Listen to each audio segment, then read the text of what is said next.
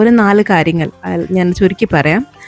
ഒന്ന്, നിങ്ങളെ ന്യൂമറോളജി പഠിപ്പിച്ച് ന്യൂമറോളജിസ്റ്റുകളാക്കുക എന്നുള്ളതല്ല എൻ്റെ ഉദ്ദേശം. മറിച്ച് നിങ്ങൾ വേറൊരാളോട് കൺസൾട്ടേഷന് പോയി കഴിഞ്ഞാൽ അവരെല്ലാം പറയുന്നത് വെള്ളം തൊടാതെ വിഴുങ്ങാതിരിക്കുക, അതിനുവേണ്ടി നിങ്ങളെ പ്രാപ്തരാക്കുക എന്നുള്ളതാണ് എൻ്റെ ഒന്നാമത്തെ ഉദ്ദേശം. നമ്പർ 2, നിങ്ങൾക്ക് പഠിക്കണമെങ്കിൽ പഠിക്കാം. ബിക്കോസ് ഞാൻ എല്ലാ പോയിന്റ്സും ന്യൂമറോളജിയുടെ ടച്ച് ചെയ്തേ പോവുള്ളൂ. And numerology is not rocket science. Easy ആയിട്ട് എല്ലാവർക്കും പഠിക്കാവുന്നതേ ഉള്ളൂ.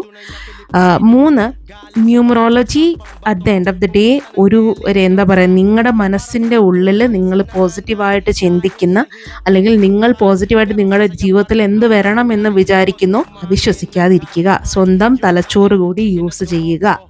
ഓക്കെ. അതുപോലെ തന്നെ most importantly, astrology and numerology are 2 different sciences. രണ്ടും കൂടി കൂട്ടിക്കുഴയ്ക്കാതിരിക്കുക.